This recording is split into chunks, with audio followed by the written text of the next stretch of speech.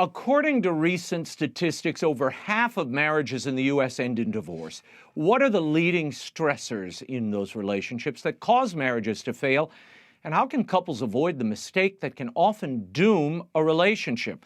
My next guest is a clinical psychologist, longtime host of The Doctor Is In on EWTN Radio. He's also the father of 10 adopted children, and he's here tonight to offer some techniques to strengthen your marriage and share his appropriately titled new book, Simple Steps to a Stronger Marriage. Please welcome Dr. Ray Guarendi. Ray, thanks for being here. I want to start with the CDC statistics. Nearly 700,000 couples in the U.S. reported divorce in 2021 alone. That's about half of the number of marriages reported that same year.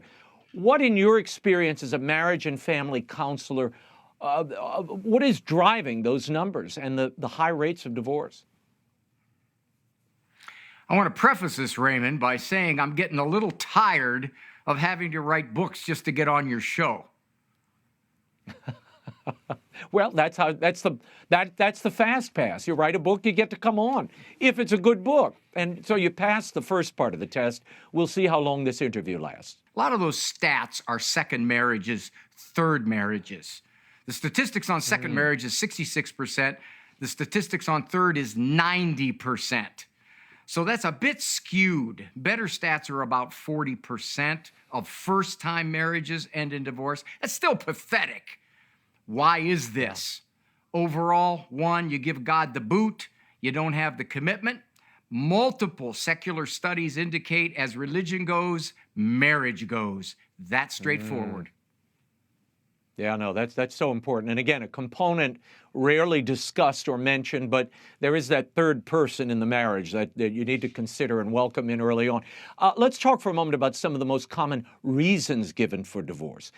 These include things like career choices, parenting differences, division of household labor, relationships with family and friends, and finances, according to a Forbes survey. The top two reasons given were career choices and parenting differences. Does that mesh with what you see in your practice? About 80% of marriages, Raymond, end because I don't like you anymore. I don't want to be around you. I don't want to live with you anymore. That's about 80% of them. The bulk of marriages don't have severe pathology. There isn't alcoholism, there isn't abuse, there isn't mental disorder. For the most part, it's two people who have stopped getting along. One of those areas, of course, is what do I do with my career and what do we do with these kids? Interestingly enough, Raymond, we live in a culture that says you can have sexual relationships with anybody, anytime, anywhere, just don't have more than 1.86 children in marriage, then we will belittle you. Another interesting finding, and it brings us nicely to your book, 63% of divorced couples said having a better grasp of commitment prior to getting married could have helped them avoid divorce. Only 5% of couples said their marriages were irretrievably broken. Dr. Ray, tell us about Simple Steps to a Stronger Marriage. Why did you write it now? And are they right? What can you do to strengthen that bond, if you will, that understanding of commitment before you start the marriage? A parent will walk into my office totally frustrated by their 7-year-old. There's no affection, there's no connection, they don't like being a parent to this child. I will give them a couple quick suggestions to try before the next time we meet. 50% of the time, Raymond, they will come back and they will say, I can't believe this. I'm living with a different child. He's more affectionate. He's happier. We fight less. I said, all I did was give you a couple simple steps. It was a cascade effect, Raymond. That's what I call it, which is these tiny little things you can do to improve your marriage have a reverberating effect throughout the whole marriage. Here's the problem. Any psychologist will tell you the hardest part of doing therapy is not so much knowing how to guide somebody. The hard part is convincing them to do it. In the book, I spend about 80% of my time convincing the people this is good for you to do for your marriage and for you. Yeah. And you include a counseling scenario at the end of each chapter, which I like. Why did you decide to structure it that way? And how have readers responded? I'm sure they've called into the radio show and told you. Well, my mom thinks it's one of the best books she's ever read. So that's good. That's a good thing.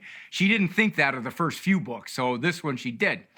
The reason I put those scenarios at the end is because people want real life stuff. They want to look at how things unfold. You don't want to just write a narrative and say, oh, okay, here's what you do. You want to say, this is reality. Right. This is what you can expect.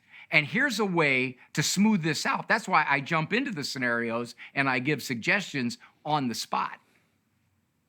In your introduction, you write this: to be sure, some marriages are seriously disturbed.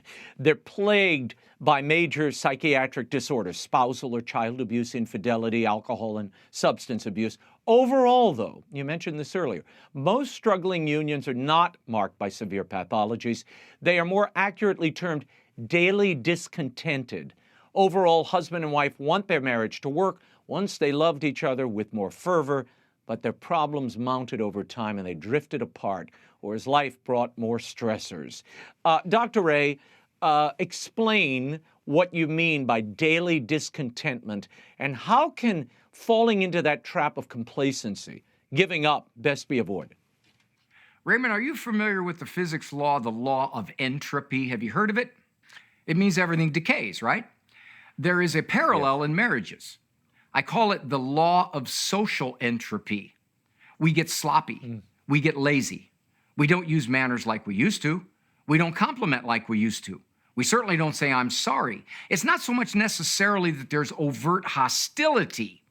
It's that we just drift into a sense of social apathy in a marriage. And that's what takes a lot of them down. The effort that needs to be put in is not there anymore. It's complacent. Yeah, as I read the book, I kept thinking, that old song, "Little Things Mean a Lot." That's the whole game. You cover a few of these simple steps in your book, and I want to dive into a few of them. Let's start at the beginning. And you mentioned a moment ago, saying I'm sorry. How can sincere apologies improve a marriage? And why does that go sideways, do you think? I'll ask clients in my office, when is the last time either one of you said, I'm sorry? And I'll get answers like, when our child was in kindergarten. Well, how old's your child now? Oh, she's in law school. Well, wedding rehearsal dinner. I spilled coffee on her napkin and said, sorry about that. So you quickly realize, Raymond, that I'm sorry is about as pleasant in their marriage as a root canal. So given that, one of the main reasons people don't say I'm sorry, this is a big one, and most folks don't realize this in a marriage. If I can't say I'm sorry to you, it's because in my mind, I'm sorry doesn't mean for what I did at that time. It means you're better than me. It means I'm wrong, you're right. It means I'm inferior to you. It means I'm a failure. We fill it up with all kinds of extraneous psychological meaning, so we won't say I'm sorry because it means too much. There's something I call the personal apology percentage in the book. And this, Raymond, essentially says, how wrong do you have to be before you will say, I'm sorry? Now, for most people, it's 50% or more. But in fact, especially among Christians, you should apologize for whatever percentage, independent of whether the other person says, I'm sorry, for their 94%. What I really like about the book is the common sense approach to communication. Like knowing when to hold your tongue, knowing the value of silence and listening. Talk for a moment about silence. How does silence complement listening to one's partner? And this should not be confused with the silent treatment. Yes. There's two ways, Raymond. There's two levels. The first one is, most of the time when people say things they regret, it's at a moment of peak emotional surge. I'm upset, it's going to come out of my mouth, and later on, when I cool down. So one of the steps is, when you most feel like saying it, delay. Hold for 20 seconds, and the physiological urge, believe it or not, will taper enough for you to control it. That's the one level. The other level is this. Somebody will come in my office and the woman will say, he does not stick up for me with his mother. I'll turn to the guy. Do you know why she thinks that? No. How long you been married? 24 years. Have you ever listened to why she thinks that? As a shrink, Raymond, I have to listen to people. And what I hear may shock me. It may make me tremble inside, but I have to listen. I have to understand what's going on in their head. Mm-hmm. Spouses have to understand what's going on in the other person's head. You may not agree with it. You may think it's ridiculous. You may think it's irrational and neurotic, but you gotta at least understand it. Most people want to be understood even more than they want to be agreed with. Speak to something Mother Angelica used to talk about, and it was you have to be in the present moment, and so many of us are living in the past or concerned and anxious about the future. What impact does that mode of thinking have on a marriage when you're just ruminating, digging through the yesterdays, or so anxious about the future you're paralyzed? Had a lady call me on the radio show. She said, my husband has not said I'm sorry in 52 years of marriage. Do you still get yourself upset over this? Yes. Why? Because he's never said I'm sorry. I said, well, you already know after 5 decades, he's not going to say I'm sorry. When will you accept that? When will you say that is what he is, that is who he is, therefore, I'm not going to look into the past and say, why doesn't he change? He can't make it any better. So typically in marriages, one of the big things, Raymond, is that we cling to former behaviors that hurt us. We don't let them go. We just grasp it and we make ourselves miserable. You write about something in the book called dumping the D word, divorce. Talk about the cavalier use of that word, particularly in a struggling marriage and how it can be devastating. The D word is the big club. If you don't realize how unhappy I am, maybe I'll start saying things like, well, maybe we're just better off apart. I think we ought to relook at this marriage and see if we were made for each other. So what we do is I'm going to threaten you with this because I want to shake you up. The problem with that, once you let that word enter your vocabulary, it becomes a possibility. Once you do that, you crack the door open to that option. Soon as couples come in my office, I will ask one very quick question. Is divorce an option? If they say no, I will say good. Now we can each do what we need to do, whatever it takes to make this marriage work.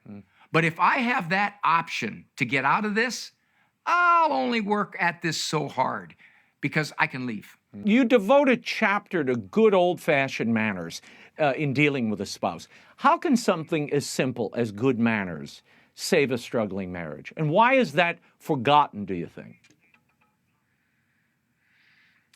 Many spouses don't have the manners of a 5-year-old. 5-year-olds out in public get something from somebody. What do you say? What's the magic word? Many parents grab them and say thank you. We expect manners from 5-year-olds. But in a marriage, we get very sloppy with our spouses. Hey, get me a cup of coffee, would you? We don't say please. When somebody has a meal that was prepared by a spouse, thank you. Boy, that was good. Thank you. Please, thank you. Those kinds of things express dignity, and we get sloppy with them. It's part of that law of social entropy, Raymond. We just get sloppy. We don't use the manners of a 5-year-old with our spouses. Talk to me for a moment about the small step of touch, how important touch as a part of physical affection as a barometer of the health of a relationship. There was a study done. They studied waitresses, and they noted that if a waitress touched a customer, that's all, nothing sexual, just hand on the shoulder, anything like that, they got 33% more tips. Touch conveys, yeah, I know. Touch conveys acceptance. A touch says a lot more silently than what I'd say with my mouth. And I'm amazed at how many people in my office come in and I ask them, when was the last time you had relations? A year and a half ago. When was the last time you hugged? When does Halley's Comet come around? Every 76 years, I think it is, something like that. They've given up. I tell guys, okay, if you're going to leave the house, say you're going to work, just touch your wife goodbye. It doesn't have to be anything fancy. Just touch her goodbye. Oh, I'm not an affectionate guy. Well, you don't have to be an affectionate guy. A touch is a step this big.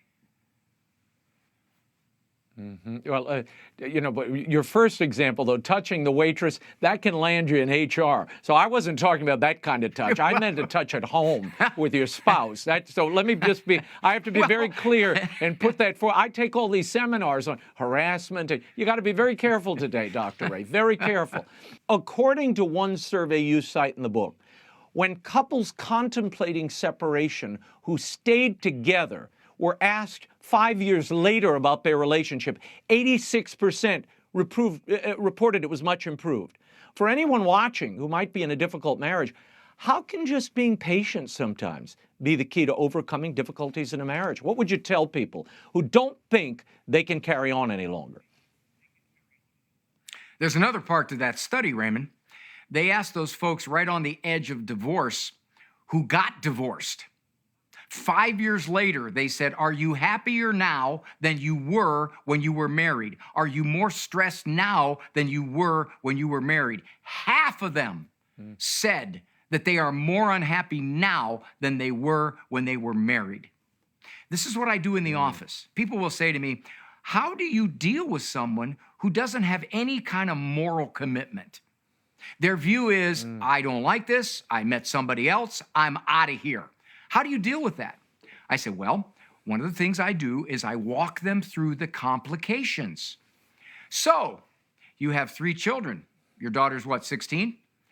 Do you think she'll have a relationship with you for breaking up her family? Oh, no, she's already not talking to me. I see. Well, this woman that you're with, does she have children? Oh, yeah, she's got an 8-year-old and 6-year-old, and they're both obnoxious little brats. Oh, do you think she'll allow you to discipline them? And what happens if you have a child by her? Do you think there'll be some favoritism you'll have to struggle with? I just walk them through the complications of this, and it indicates what can happen 5 years down the road when you think you're getting out of a bad marriage, only to jump into a much more complicated situation. You've already lost 2 of your kids who won't talk to you because they're mad at you. Right. And now you're in a worse situation than you were before, to say nothing of the payouts every month. I want to mention for a moment, because you brought it up earlier, and it's an important theme in the book.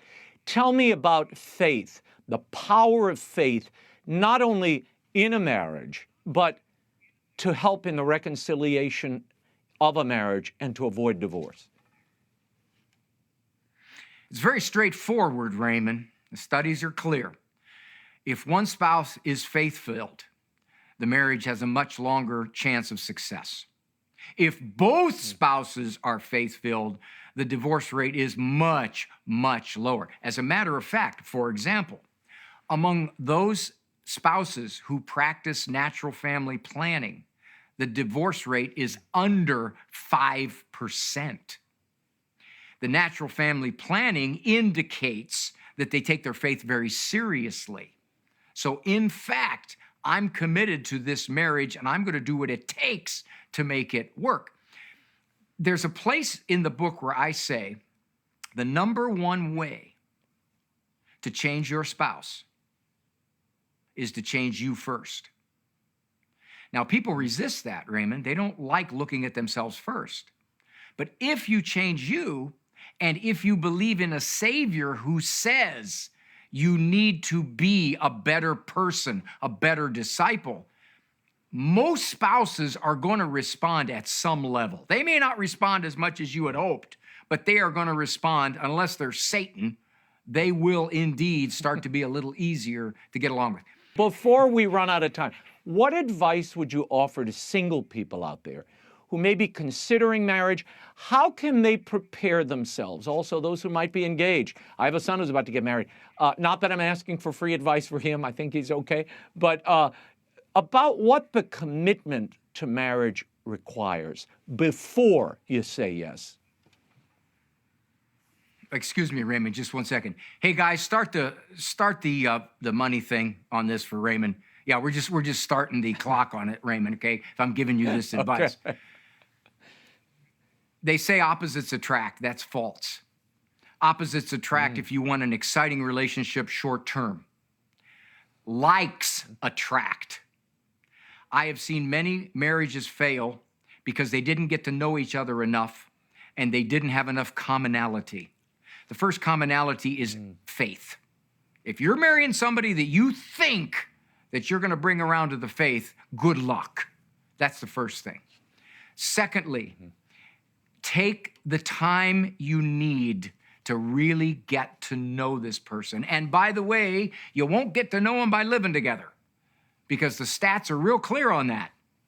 Divorces are much higher when you live together first. That's a given. That shatters that cliche. Secondly, make sure this person views life as you do. Children, finances, family, parenting, people around them, the sphere. But most important, Raymond, and this is the toughest part now with young people who are faith-filled, is to find a potential spouse who takes the faith like you do. That is getting much tougher. Well, your book, Simple Steps to a Stronger Marriage by Dr. Ray Guarendi, is available at bookstores everywhere online, including EWTN's catalog, EWTNRC.com.